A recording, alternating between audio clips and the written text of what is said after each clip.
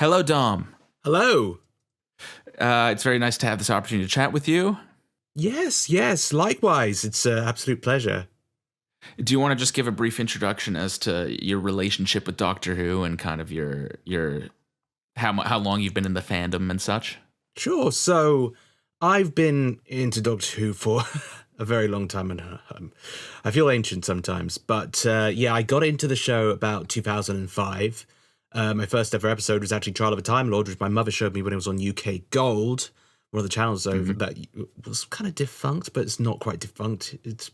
They changed the name to You for some reason. Anyway, so enjoyed it for a very long time, and as a result, it's been quite a big part of my life in the way that it's directly affected my social circle, thanks to being in the fandom. Because I've technically joined the fandom directly involved in it about 2012 when I started getting into cosplay. And ever since then, I just kind of been able to make new friends and even get like work surrounding the show as well, which has been fun, and doing all sorts of like bits within the fandom, like fan creations, etc. But most importantly, it's been extremely beneficial in the way that I've just found most of my closest friends through it, including my partner as well. So it's Doctor Who's done a lot of good things for me. Yeah. On the other side of the pond, I remember when I first became a Doctor Who fan, I felt like I was the only one that was into it. It was like around the start of the Matt Smith era. And then I feel like it got really popular in North America around like Series 6. That was kind of the result of an intentional marketing push. But yeah, then for a while, a lot of my friends were really into it, and we had like watching parties at my place and everything. But then sort of one by one, all of my friends sort of fell off of it. And then I sort of ended up being the only one that, well, not the only one. My roommate, actually, my current roommate is pretty into it as well. But most of my friends and family who used to watch it no longer do. So it sort of feels like I've come full circle a little bit back to... And that might say something about how the show sort of, like, in North America, it blew up very much so. It was really huge for a few years. And now it's kind of gone back to being a bit more niche. Yeah. And the question is, how much does that have to do with the recent era? Which leads me into my first question for you, which is, as someone who's such a... the Doctor Who fandom has been such a big part of your life for so long. What do you think of the most recent era of the show? So it's a fascinating question to explore. Like, the recent seasons, they have their moments of greatness. They have their moments of not so greatness. And unfortunately, I do feel like it's probably... How do I say this without getting fired? I am going to temper my responses, but be honest. But I just gotta keep in mind, what I do. And Will mentioned it. Yeah. So, he did tell me. So, but okay, so when it comes to Ncuti, I was very, very excited to see him as the Doctor. I thought that it would be a very cool choice. Like, I hadn't seen Sex Education, but I just seen him. I knew him obviously from. Actually, was Barbie in? Is my memory just completely gone? Was Barbie already out by the time? Barbie came out before he debuted. I think it was summer. Was it before the announcement? Was it before the announcement, or was he already? It was after the announcement. Was after the announcement. Okay, so I nearly just got myself shot. But yeah, no. When it came to Ncuti's announcement, I was very excited because it was great from like perspective of being a Black Doctor Who fan, getting a Black Doctor, and him obviously having a very good bit of acting experience behind him, like Sex Education and everything, which he was considered to be kind of iconic for. So yeah, I was highly anticipating it. Unfortunately, I don't feel like we've got to see the best of the 15th Doctor because he has departed far too soon. And I do feel like some of the stories just didn't work for me personally. In particular, the finales. But the thing is, the series also had moments of greatness as well. Like, there are episodes which I personally really enjoy, such as the story in the engine, which is a divisive one, but I really enjoy what it was going for. It felt innovative, it felt unique, it felt cool. It felt like this is an idea that really could only be told in this set of circumstances with a black doctor, black cast primarily, and I really thought it stood out to me, and I really enjoyed which one? What was it? Boom. There we go. Boom. I really enjoyed Boom because that was a good one. That was I'll make no bones about it. My favorite modern Doctor Who era is the Capaldi era, and it felt like a story from that, and I really loved it on that basis. And Shooty performed his heart out. He was great, as was Millie. Moffat's writing for 15 I really enjoy because he does feel like he feels so familiar in the way of being the Doctor. Like, Moffat has this way of writing the Doctor which just feels like the archetypical Doctor. RTD definitely separates the incarnations a lot more than Stephen does, and it very much shows just how Shooty is when he's put under more of a not conventional, but I guess archetypical doctory-ness. Is that even a word? I don't even know. But you know what? I get what you mean. Yeah. I wish we got to see more of that because we only had like 2 Stephen episodes, but Shooter was great in both. But I wish we got more of him, and it's just very unfortunate how a lot of it all kind of turned out, because I do feel like it's the sort of thing that nearly everyone really knows it didn't go as well as it could have. Yeah. And I remember hopes were very high, and I truly think part of it was the result of some behind the scenes things going on. I mean, we don't really know the full story, but it seems like unfortunately some actors departed before they were initially supposed to, and it caused some plot lines to have to sort of be wrapped up before they would have been otherwise. And obviously Disney pulling out of the deal kind of also threw a massive wrench and everything. So some of, I think, what happened was sort of out of Russell's control, to be fair. Yeah, oh, absolutely. I feel like there was a lot that... I feel like the plan was extraordinarily different. Like, obviously, it was extraordinarily different compared to what is actually, like, manifested in reality, unfortunately. And I think that was always the trouble with partnering with, like, big streaming service. You never quite know how long it's going to last, and everything can kind of switch on a dime. And unfortunately, you switched on a dime, and there are elements which obviously had to be changed, and it kind of paid the price for that. That being said, I do really agree with what you were saying about liking how Moffat wrote the 15th Doctor. He brings this fantastical sort of mythical quality to the Doctor. I mean, his whole style has been writing Doctor as a fairy tale since the beginning when he took over. And in Boom and what's it called again? Joy to the World. Those two. Those are the two most sort of fantastical episodes of the era. Story in the Engine also definitely has a fantasy bent to it, and I definitely enjoy that about that episode for sure. Yeah, absolutely. It's had a bit of whimsy.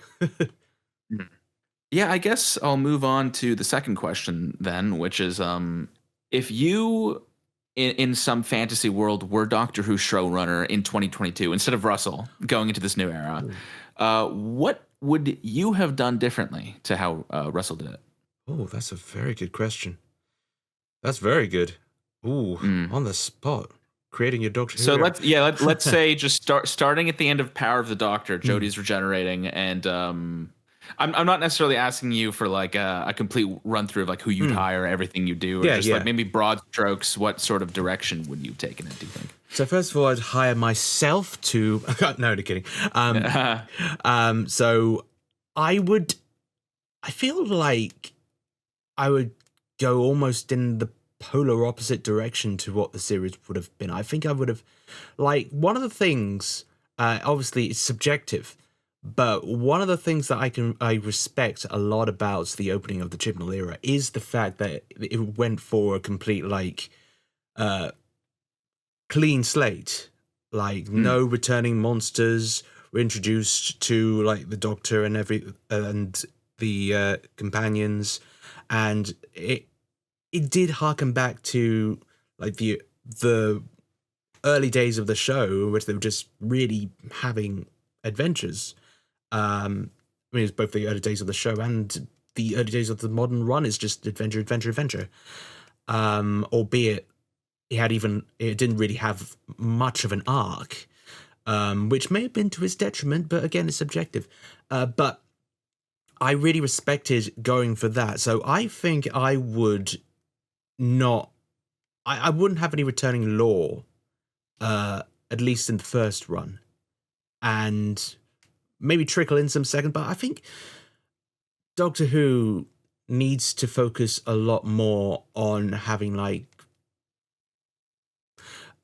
cool monsters, man. I think it needs some more cool monsters. I feel like that is maybe a little bit of a cliche opinion, but what made the early days of the modern run so like beloved and merchandisable as well was the sheer amount of monsters that there were.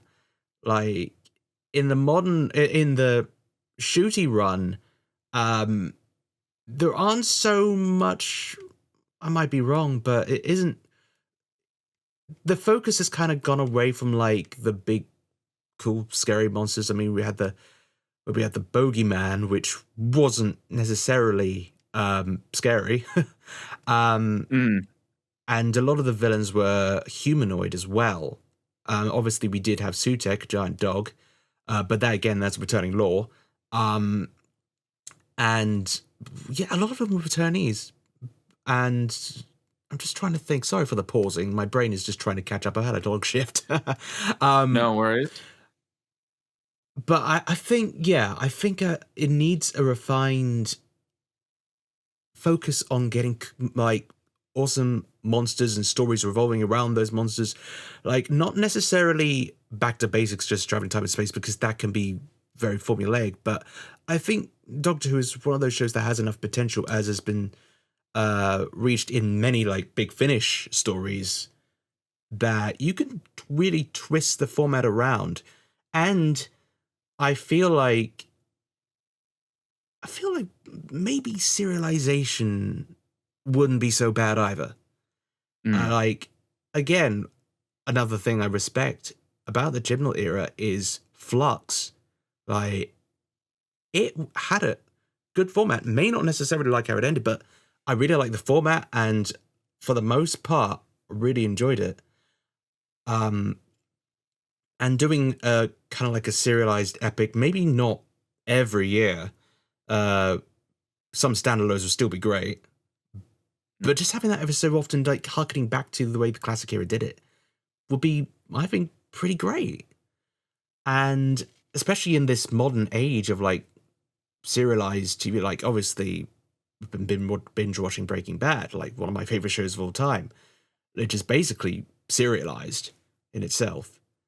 And I feel like if Doctor Who took that direction, I feel it could provide some really expansive stories. I feel like it could be pretty rad. Hopefully. Pretty tubular. Yeah. Oh boy. I'm showing That's my age, actually no. I think we need to bring those words back. All the 80s slang. Yeah. That's something I've heard a lot. Specifically, people saying that the show needs to bring back serialization. That seems to be a popular idea. with Yeah. Doctor Who content creators, and I think I can see why for sure. It is just sort of what's trending right now in the world of TV in Yeah. general. Oh no, it's definitely just. I think it is kind of trendy, but at the same time, I think it probably goes with the whole binge watching model and like being binge worthy and everything like that. It's not necessarily something that you get from standalone things in terms of ratings and whatnot. I personally think it's quite easy to binge like a piece of media that has a lot of standalone episodes. I could sit all day watching episodes of Star Trek: The Next Generation, but that's just me. But I feel like Doctor Who really just benefits from it. I mean, some of the best stories obviously are serialized, and I think a modern return to that format would be an interesting experiment. And I think we've already had Flux be the sort of here's how it could be for it in the modern one, and yeah. Well, you said your first ever story was Trial of a Time Lord, and obviously that's a serialized story with sort of smaller arcs inside of it, which I think is an interesting way to do it. Personally, this is all me. And I think I said this in my video, I'm really not a fan of Trial of the Time Lord or Flux. They just don't really do it for me. But I agree with you that the idea of having a sort of a larger story, or maybe like a series of arcs throughout a season that sort of span multiple episodes, I think would be a great idea for keeping that sort of momentum going. Yeah. And making it more sort of binge worthy. Yeah. In the age of streaming platforms. Absolutely. I mean, it's almost thinking about it, it's almost a shame that it's looking at Doctor Who from a lens of being a show, a product, etc. But I feel like for the sake of creativity, it would give a lot of opportunities. Yeah, and I guess with that, I'll move on to the next question, which is, as a content creator, has this new era affected the likelihood of you making Doctor Who content? I say that I don't necessarily think so for me personally, because of the content that I focus on. I don't really do reviews. I know that's not my strong suit. I know it's not my ballpark, and so I just don't do them. So I prefer to do more. I prefer to look at things from a more analytical perspective, and just analyze what I like and what's there. Like I did a video essay about the existential horror of the Cybermen, because I really like the Cybermen, and they just really struck me as they're my favorite Doctor Who monster, and I'm into a lot of things of that. Like I like body horror and cyberpunk and those sorts of genres, and so I just like, why not just do something about that? Whereas my other types of content I do are like quizzes and fan films and fan audios, and cosplays, and really, so I guess a lot of my content doesn't really revolve around the current incarnation of the show, unless there's something that directly ties into it. But I can see how it would affect others in terms of enthusiasm. Like, if you're not enjoying something very much, you're not going to be in want to talk about it or create stuff about it. I mean, that's the thing. If you don't like something, then there's absolutely no harm in letting it go. But of course, Doctor Who just, for some reason, keeps you coming back no matter what happens with it. And I just feel, it doesn't affect me personally because of what I do, but I can see how it would affect others. Yeah, most of the people I've talked to have said it. They found it a little bit more tricky to make Doctor Who content now, or they've kind of moved away from doing it as much. For me, it's kind of the opposite, because I like to make long form video essays, obviously, and I've just had so much to say about this new era that I just can't stop myself from making. I wasn't even planning on making a big long video after the 60th, I just made like a YouTube post briefly going over my thoughts, and then I got comments saying, "Come on, make a video." And then I was like, "Okay, I'll make a short little review." And then it just kept ballooning into something bigger and bigger as I realized I had all these thoughts about the show I'd been bottling up for so much time. And then it took so long that by the time I was finishing up the video, the season just started airing.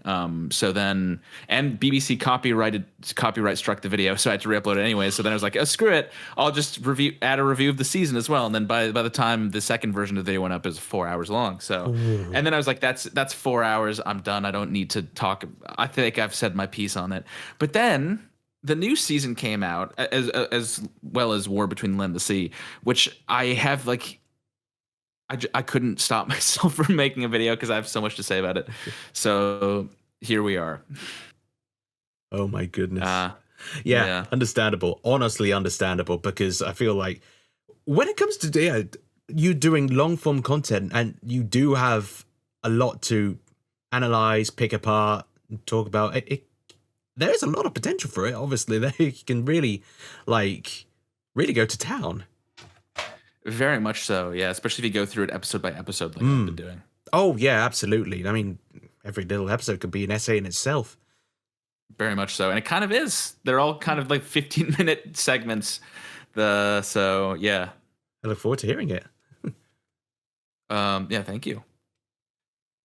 And yeah, I guess my final question here is, personally, do you think the show is in a better or worse place now than it was before Russell returned?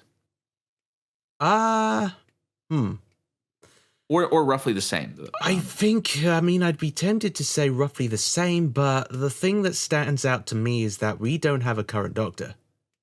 That immediately is like, sort of harkens back to the Wilderness years a little bit. Oh well, the Wilderness years. But even there, that's true. Actually, even there was a current Doctor. Yeah, you had two.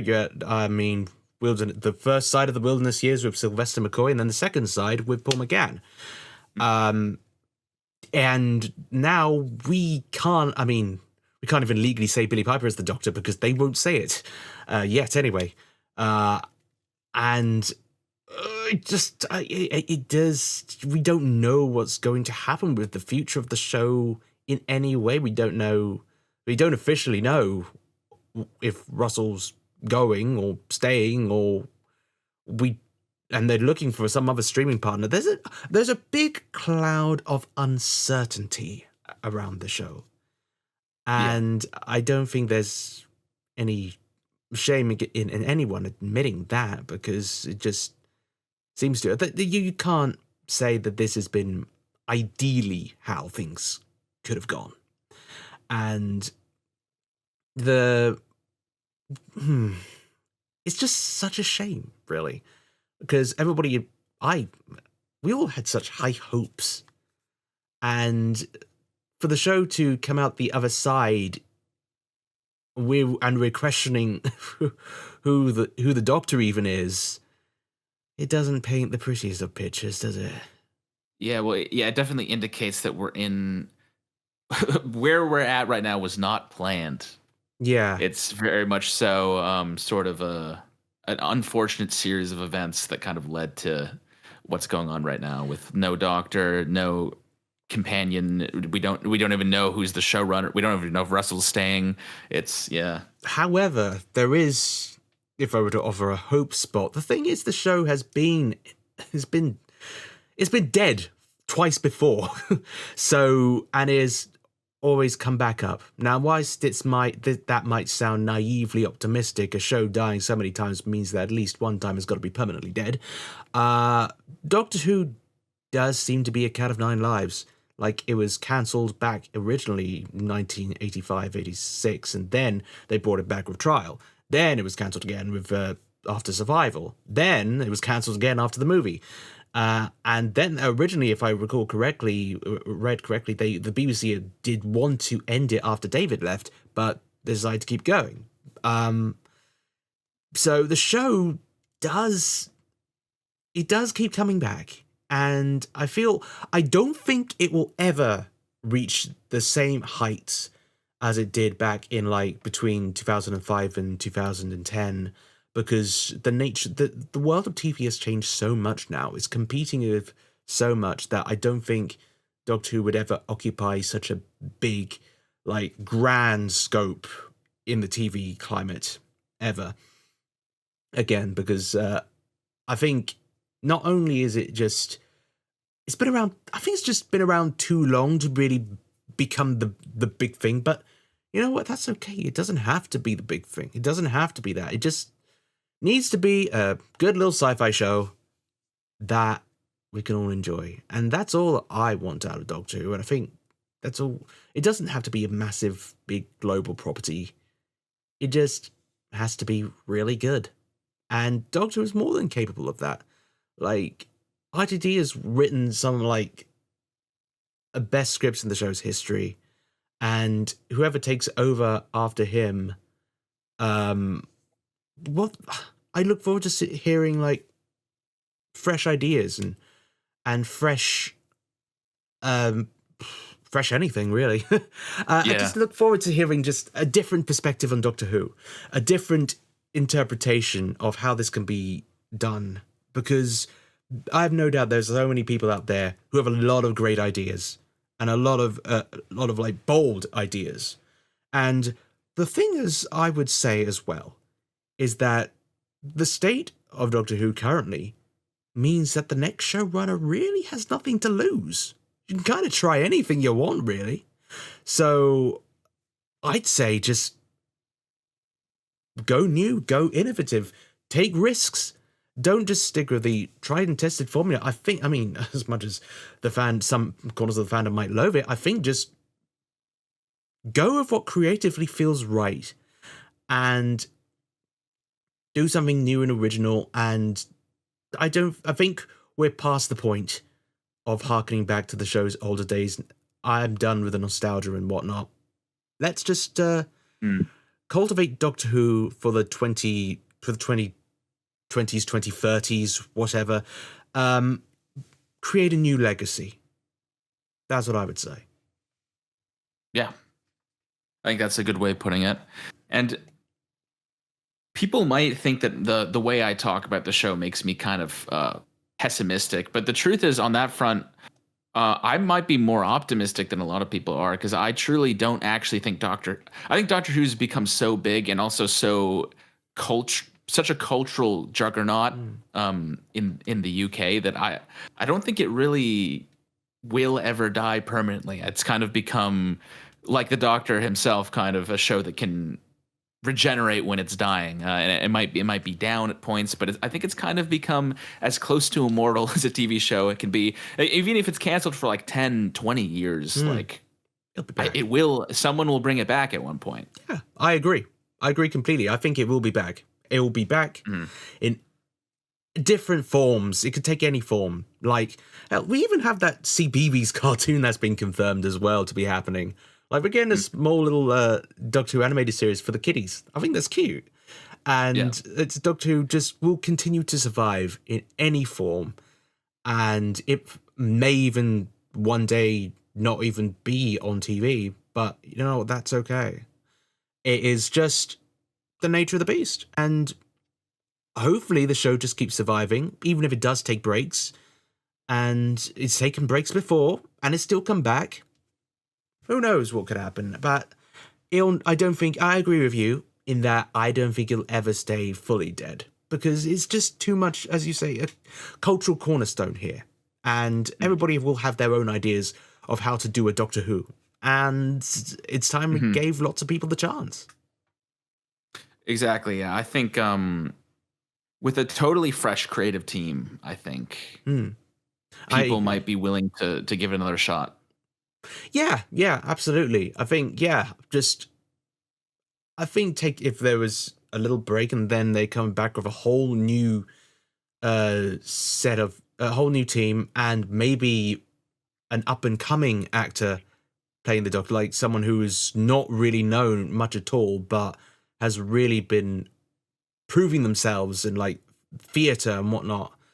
I think that could be great, because that's the thing. I mean, it made people like Matt Smith, who's gone on to do He's gone on to be in like the Game of Thrones spinoff and everything like that, and a very dodgy Terminator movie. But oh well. But I really think that it's a Doctor Who can be a career maker for the more up and coming stars, and I think that is a great way to really show what an actor can do. Yeah, Matt Smith's career in particular has really been popping off like the last like 5 years. He's been, he was in the best film of the last 100 years, Morbius.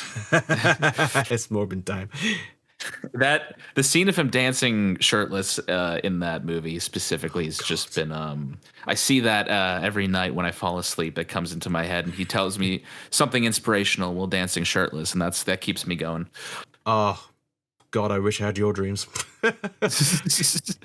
Oh dear. I looked it up, by the way. The lyrics to the song are genuinely have sex, which I thought people were mishearing it, but that's actually the lines of the song that he's dancing to. Oh, freaking song. I have no idea where the hell they found that song. It's just some random SoundCloud song that someone. I feel like someone on that movie's production team was like friends with some guy who was like plugging his SoundCloud. Check out my SoundCloud. And he was like, "I got you. I'll put it in the movie." God almighty, it just happened to be the society's greatest cornerstone, Morbius. Yeah, and now his history's been made. Yeah, exactly, and it'll be forgotten about forever. Anyway, you'll never be forgotten about. Not while the memes still exist. One question I have for you specifically is you mentioned really liking the Cybermen and body horror. And does that mean you like when Doctor Who sort of tries darker ideas with the villains? Yeah, I like. What are your thoughts? Oh, sorry. Oh no, sorry. Go. No, you. Yeah, so good. What are your thoughts on the 4, 5, 6 from Children of Earth? Oh yes, they're fantastic. They're flipping horrifying. And I really like that. That's probably the most scary any Doctor Who related villain has ever been. Like something like the Weeping Angels, I feel like maybe the first time you watch it, they might jump scare you a little. But the 4, 5, 6 is a truly horrific concept that the more you think about it, the more awful it is. And it scares you in a more visceral way. Yeah, exactly. It's a visceral horror because it's literally the encapsulation of every parent's worst nightmare. They're taking the kids. And it really was just such brilliant writing, and Russell really knocked it out of the park with Children of Earth. I love that mini story, and the 4, 5, 6 were just brutal, but they were just. I don't think we'll ever see anything like that again in Doctor Who, but they just really hit the right notes for me. And when you see. It's always stuck in my mind when you see the child like in the tank and everything. And how that's the most horrible visual in the whole show, but also one of the most, from a pure quality standpoint, one of the best visuals. I think it's so well done. Absolutely, but it's horrifying. It's so visceral. And I just love when the show does dark concepts like that because I know we can do it well. Doctor Who excels when it's doing like dark, either psychological or horrific aspects like that. I mean, especially under Moffat's run, because he really knew how to do that. Then again, I mean, back in the his run through the RTD days, I mean, the empty child, is another visceral fear. That just really haunts people's dreams, haunts people's nightmares. And the Vashta Narada, which I think I can never really put my finger on whether they're underrated or perfectly rated, because I feel like they should be more popular than they actually are, because it's such a simple concept, the shadows, and yet they've never been brought back, which I think is part of why they don't hold the same place in the show's legacies like the Weeping Angels, because they've been brought back so many times and will probably continue to be brought back. Moffat really likes taking really horrific, like dark concepts, like in Dark Water, the concept of people being able to feel pain after they've died. So like he does things like that, but then he still ties this like happy-go-lucky kind of fairy tale ending to those stories, which is quite amazing. He finds a way. He likes still trying to make it happy, whereas like with Russell with Children of Earth, or even like 73 Yards more recently, it doesn't really resolve happily. It resolves, Hmm. and maybe the good guys win, but there's still this like sort of like things are left ambiguous, and it's left in a way where it's still kind of scary and intimidating. Yeah. And it's just left like that. Yeah, yeah. I mean, but that's the thing. 73 yards was there's a lot of unanswered questions, but I guess that might just be for the best. And maybe they were going for that A24 vibe. I mean, I feel like it would have landed better for me if they stuck with the folk horror vibe, rather than going into the political side of things. Yeah, no, I mean, I think I said this in the video, but I think it was really close to working really well, but they just needed to make it make a little bit more sense why everyone ran away from Ruby. Like, you don't even have to answer what the creature is, or where it came from, or what its goals are. You can leave that sort of mysterious, like it is in Midnight. But I think I said this. It would have made a bit more sense if the message that she said to the doctor at the end, which is like she said don't step, so like don't step on the wire. Like I said, it would have worked better if you just made the tweak so that what she said was like get away, or like run away, or step away, or something, and then you could imagine that message was somehow being psychically implanted in everyone that the old woman talked to, which is why they all ran away. That makes perfectly sense. Yeah, that makes perfect sense. It just seems like it's just a little tweak that makes the story, I think, just work a lot, feel more cohesive without giving everything away still. Yeah. So it always kind of bugged me that I feel like it was right on the verge of being like really good, and unfortunately for me, it ended up being pretty good, but with some missteps that I think kind of hold it back. Good with an asterisk. Yeah, like a lot of episodes. I feel similarly about The Well. I think I'm more critical of it than most people. I definitely see good things in it, but I also think it made some mistakes. Yeah, I mean, Will definitely agree with you on that. He's not much of a fan of The Well. I definitely see the merit in it. I just don't think they should have tried to tie it to Midnight. Yeah, I think that's becoming a more popular perspective. I mean, I get into it in my video, but I also have some issues with like characterization and well, I'll get into it. I don't need to sort of repeat everything here, but yeah. But I guess the larger point is that I think Doctor Who's fan base has grown up. Like, I don't just mean that metaphorically. I mean, like, literally, I think the Doctor's fan base has grown up. I don't think it has nearly as many child fans as it used to. Yeah. And I think this would be the perfect opportunity to have the show grow up with them and do a more mature adult take on it. I think so. I think it's definitely time for that. Let's see what more of a, I guess, sort of a middle ground between what Torchwood was going for. I mean, well, doesn't have to be as edgy as Torchwood, like needlessly edgy. More of the that's the thing. When I think Torchwood, I go back to Children of Earth, but forget about Series 1.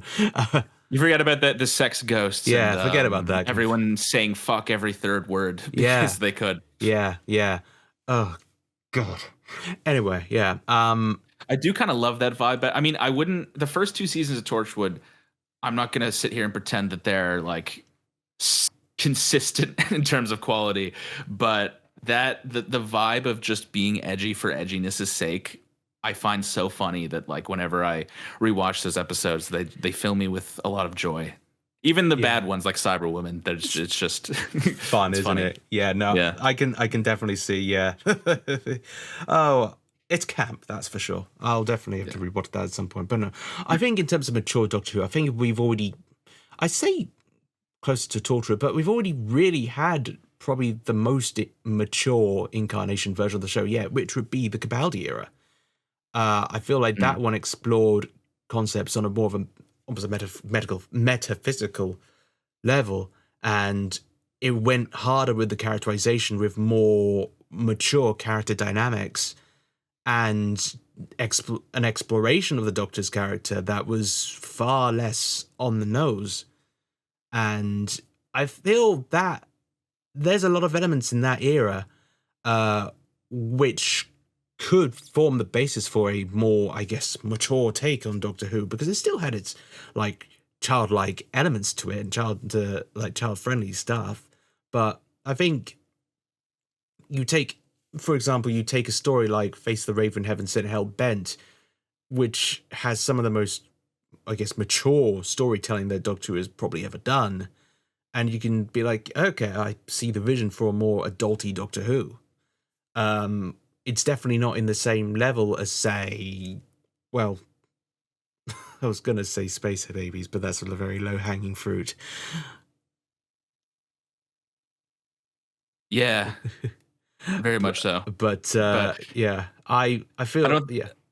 Sorry. I don't think I need to relitigate the fact that Space Babies being the first episode was maybe the biggest mistake of this era. Yeah, that's the thing. It was unfortunate that for the big global launch of Doctor Who on Disney Plus, that it's unavoidable that may have put a lot of people off.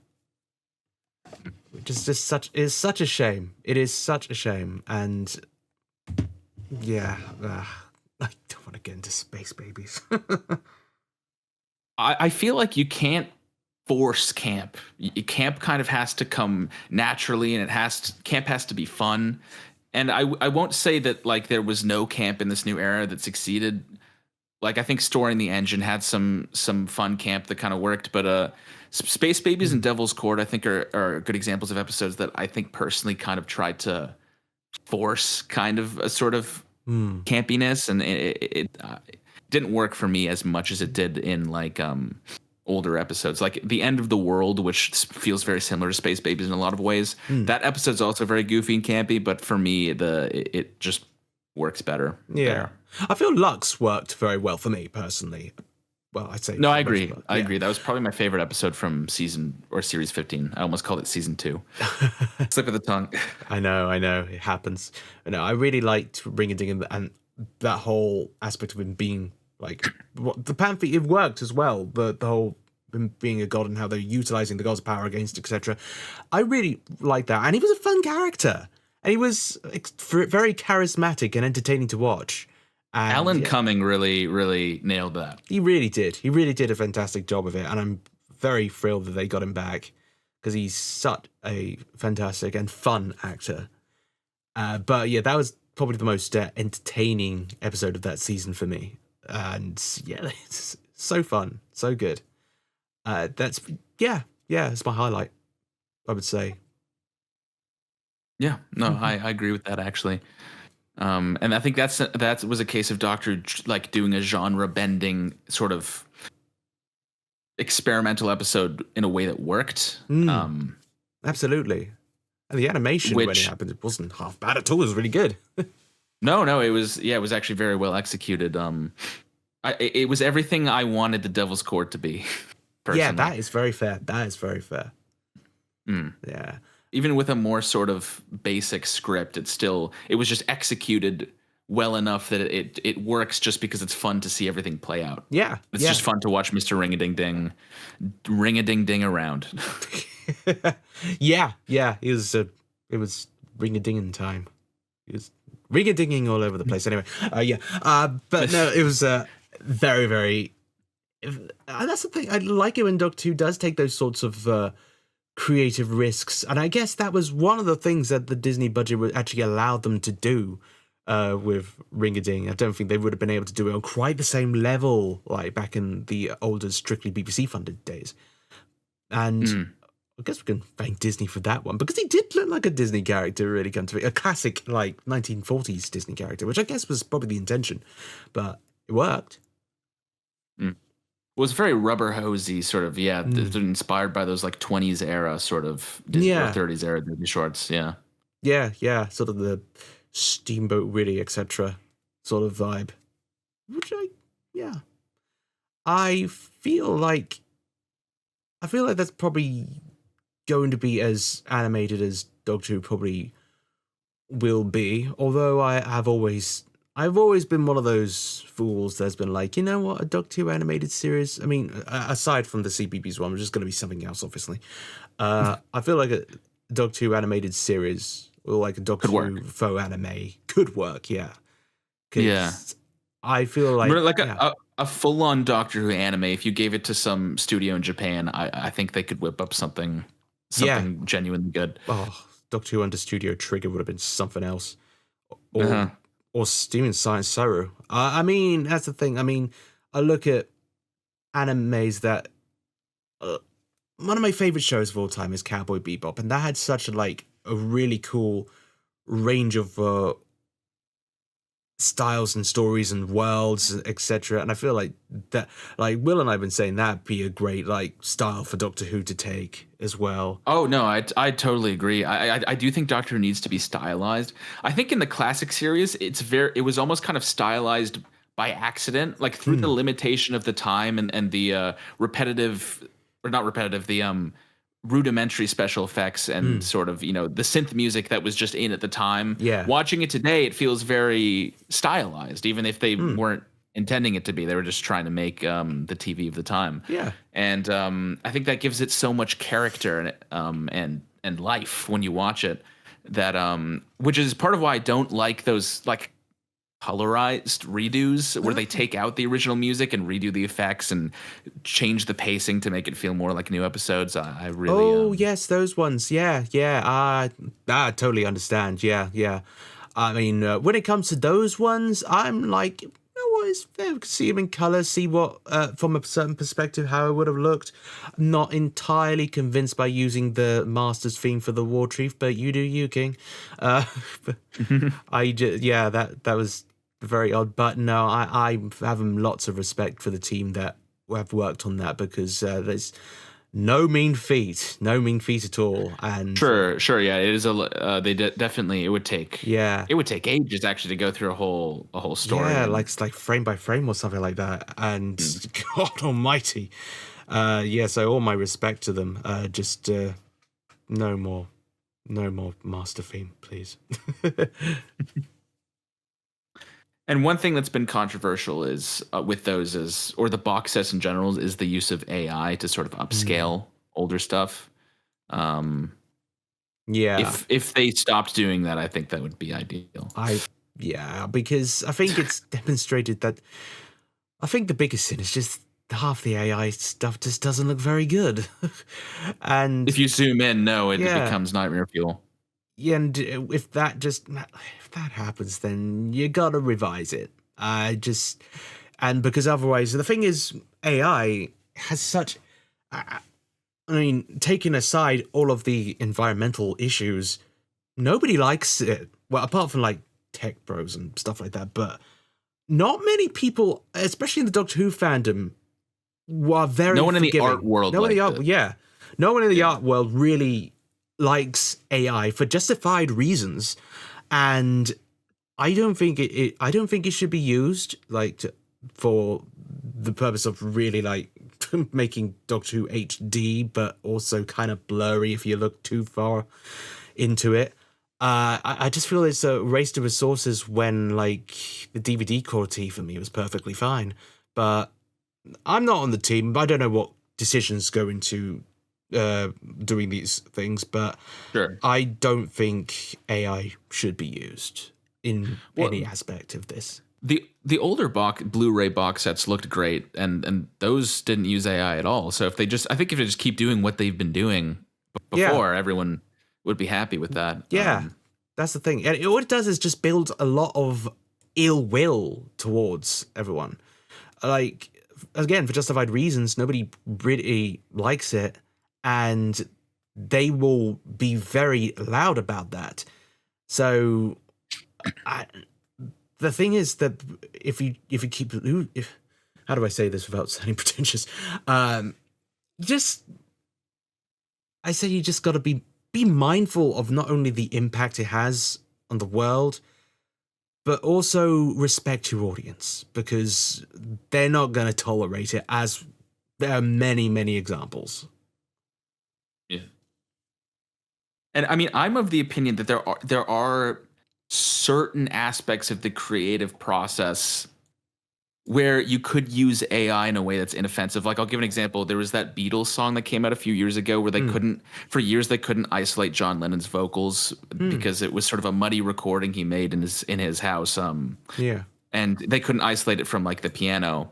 But with AI, when AI came along, they could train it to identify his voice and isolate it from the piano so they could make the song.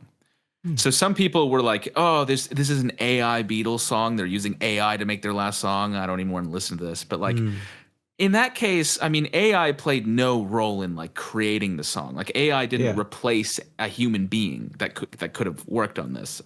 Yeah. AI just made it possible for them to do this. So I think I don't want to say that there's never any context where maybe you could use AI in the field of something creative, but I feel like it's limited, and it needs to. AI should never be doing anything creative or doing anything where you can visibly tell that this was done by AI the way that the reconstructions look. Yeah. No, I definitely see that perspective for sure. I feel like when it comes to like resurrecting old media like the song, I feel this definitely could be beneficial in that regard. Trying to stitch together something ancient. But yeah, but when it comes to newer stuff is when the problems really start up. Like I've lost count of how many times that there have been like you get AI videos on Instagram Reels and whatnot, and sometimes they can be terrifyingly convincing, and then you're like, oh God, oh Jesus, that's fake, but it looks so real, and it creates a bit of a problem there, and also people using it like in stuff to write novels and stuff like that, and then putting it on Amazon is something that I've also like heard of and come across, and that is just quite scummy behavior, personally speaking. But yeah, I don't think there's a lot of when it comes to Gen AI, I think that's where it's all very shaky ground. It's all very, very shaky ground. But old media, I can definitely see the perspective of using it. I used to be able to tell, and I hate that I can't anymore. It's like where are we headed as a world where now people can just. Oh, I think you've frozen. Ooh, you still there? Oh no. Oh no. Okay, hello everyone. We're back. We had a few Wi-Fi issues on Dom's end, so unfortunately, we're gonna have to finish up the interview like this with only me on screen. I just want to send you a photo really quick. The face that you froze on was really fun. It was when we were talking about AI. Oh, dear me, oh, for God's sake. Well, for a second, I genuinely didn't realize it was frozen. I thought you were just making that face when I was talking about AI. Because, yeah, I was just going on about like how I hate that I can't tell anymore if what I'm looking at is real. And you were just making that face. And I was like, he's really invested in this. Hey, this is screwing me over in more ways than one. Oh, yeah. Yeah. Well, anyway, I guess the last thing I want to say on that note is that one other use I can think of that I would approve of for AI is restoring like old damaged film where like parts of the actual film has been like rubbed off or damaged in a way like just a few days ago my roommate who's really into film collecting brought this old film from the Philippines that was like thrown into the ocean by the dictator of the Philippines, and it was only recently discovered it was like in the ocean for like decades, and certain reels are really like they're so damaged that there's all this distortion all over the screen that sort of makes it kind of hard to see what's going on.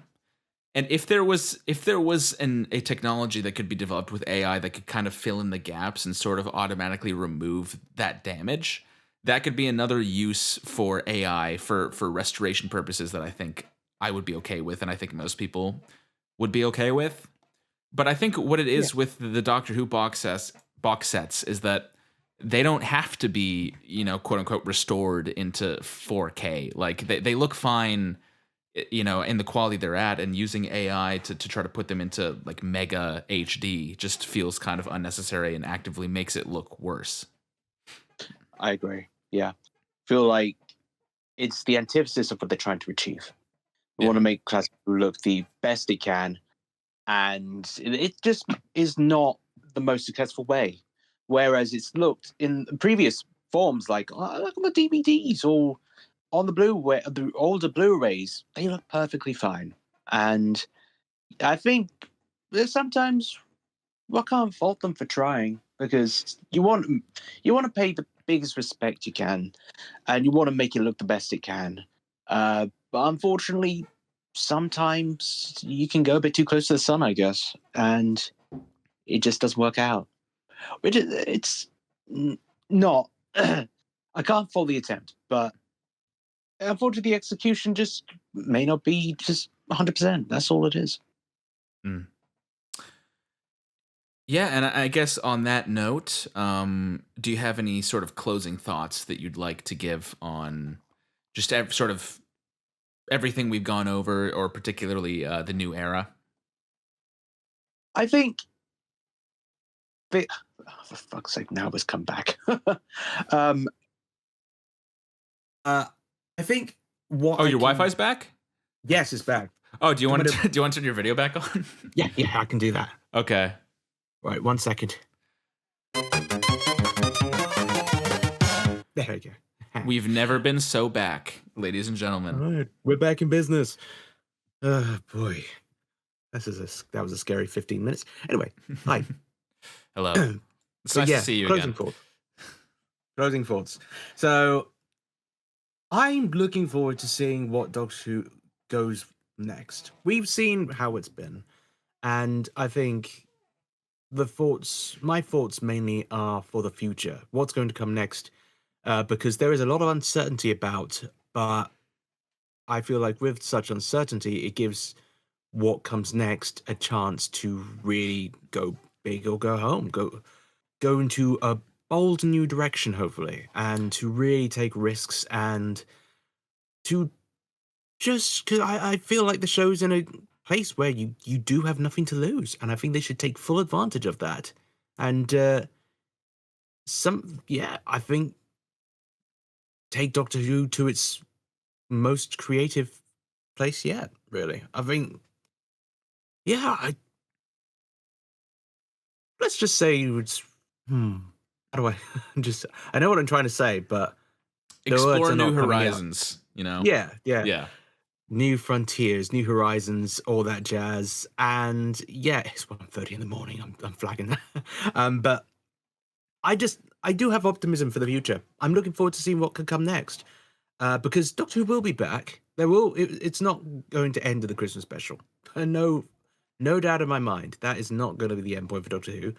There's going to be a future for the show, and I look forward to seeing what that future will take hold, because it could go really anywhere from here. We've done the nostalgia direction. We've had like multiple doctors, multiple showrunners. It's time for, I hope the next era of the show is just as new as it can be, as fresh as it can be. That's all I hope for. Yes, I think that's a very agreeable viewpoint on the matter. And with that, I guess we've covered everything. So I will say thank you so much for participating. Thank you for having me. It was very nice to chat with you and hear your perspective on all this. A pleasure. And Absolute pleasure. I hope you sort out the Wi-Fi troubles. I guess if you're switching providers, you will. So hopefully, you stick it to the man by switching to someone better. Yeah, absolutely. God damn, Will's in charge of all that. He'll figure it out. He's the tech guy. Yeah. Oh yeah. All right. You. Well, yeah. No. Thank you for coming on. Yeah. No worries. Thank you. Looking forward to seeing this come out. Yes, I will let you know when it's done. It's been quite a bit of work, but yeah, it's on its way. Yeah. Shall I stop recording? Yes, I will end my recording. Excellent. There we go. Ciao. Thank y'all for watching this entire interview. If you want to see the channel of the person I was talking to, check it out right here. And if you want to see the video this interview was conducted for, it'll be right here. So you got a couple options there. Otherwise, have a dandy day. Peace out.